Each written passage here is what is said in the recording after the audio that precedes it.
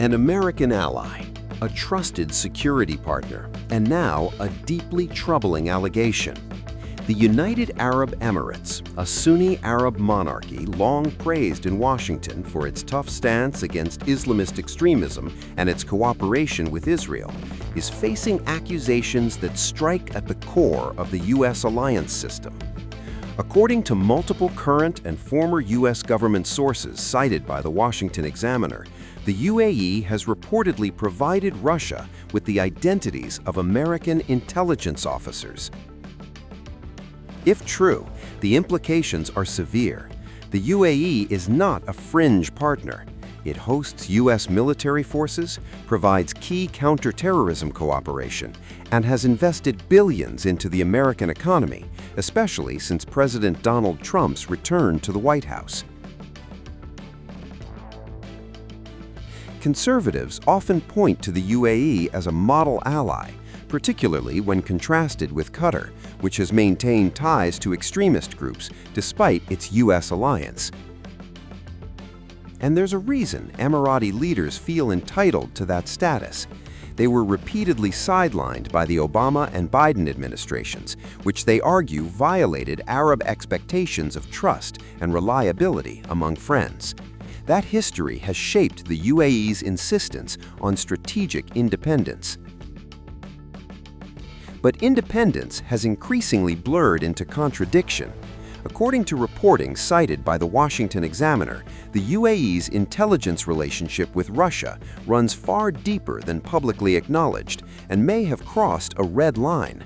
Sharing the identities of U.S. intelligence officers would directly endanger lives and compromise American operations worldwide. That concern fits a broader pattern.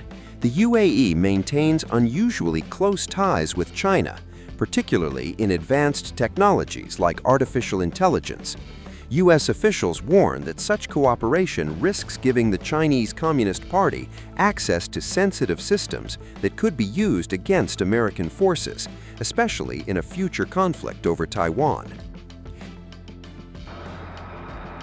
When Washington raised concerns about safeguarding F-35 fighter jets from Chinese espionage, the UAE bristled and temporarily walked away from the deal, opting for French aircraft instead.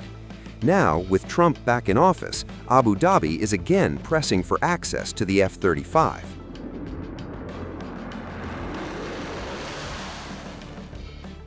Russia, meanwhile, has found a welcoming environment in Dubai. Russians have poured money into luxury real estate, shell companies, and sanctions evasion networks. These structures reportedly help sustain Moscow's so-called shadow fleet of oil tankers and provide cover for Russian intelligence services, even as the UAE claims to prize its relationship with the United States. The contradictions extend beyond great power politics. In Sudan, the UAE has been accused of covertly backing the Rapid Support Forces, a militia implicated in mass ethnic cleansing to secure gold and Red Sea trade routes. In Yemen, it previously armed separatist factions to advance economic interests, and globally, Dubai has been accused of providing safe haven for organized crime figures evading extradition, including cartel leaders wanted by U.S. authorities. For years, the UAE has assumed its counterterrorism credentials would outweigh these concerns, but alliances are built on trust, and if the UAE continues to undermine core American interests while demanding privileged treatment, Washington may soon decide that even close allies are not exempt from consequences.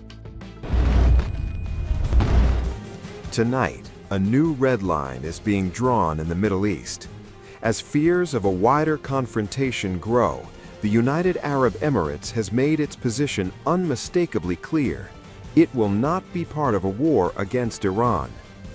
Abu Dhabi says its airspace, land, and territorial waters will not be used for any hostile military action.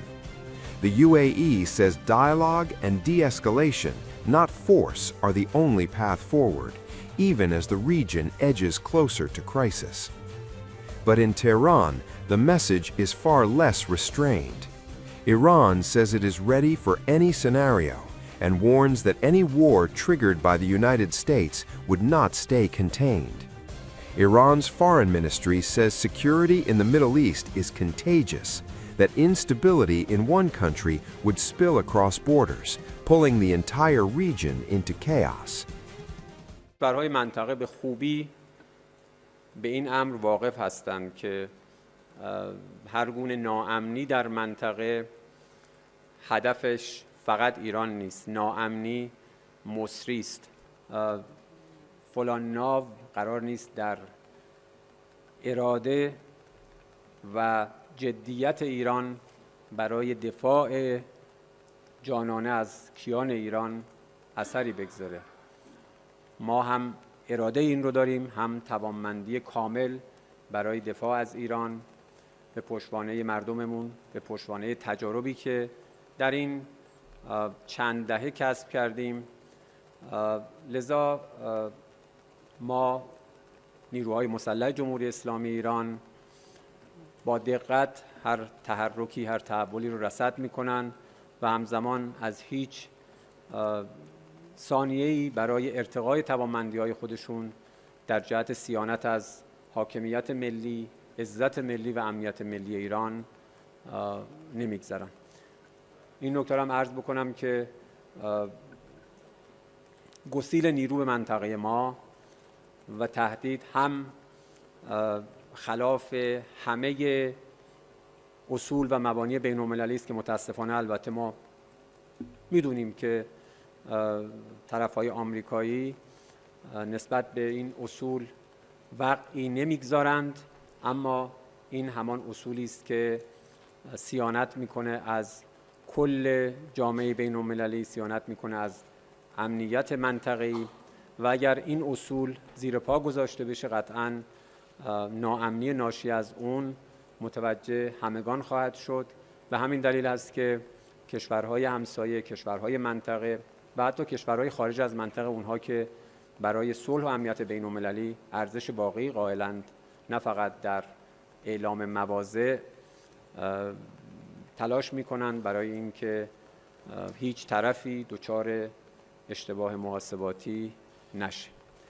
This comes as tensions remain high following Iran's brutal crackdown on protests that erupted after the collapse of its currency. Activists say more than 40,000 people have been arrested. Fears are growing that some detainees could face the death penalty. U.S. President Donald Trump has issued repeated warnings, drawing two red lines: the killing of peaceful protesters and mass executions. Trump claims Iran halted executions of hundreds detained, a claim Tehran has strongly denied. Against this backdrop, the United States is moving its military chess pieces. The Abraham Lincoln Aircraft Carrier Strike Group has entered Central Command waters in the Indian Ocean, part of a broader buildup by air, land, and sea. 15 fighter jets, heavy transport aircraft, and increased surveillance across the region. U.S. officials say the carrier is not yet positioned for strikes, but the message is unmistakable. Security experts warn Iran's greatest threat may not be missiles, but drones. Low cost, high volume, designed to overwhelm. Analysts say Iran could unleash massive drone swarms capable of saturating even the most advanced naval defenses, turning billion-dollar warships into vulnerable targets. Hundreds launched at once, some almost certain to get through, a form of warfare modern navies were never designed to face. Now, as the UAE closes its airspace to war, Iran signals readiness, and U.S. forces reposition across the region, the Middle East stands at a dangerous crossroads. If war comes, it will not stop at one border.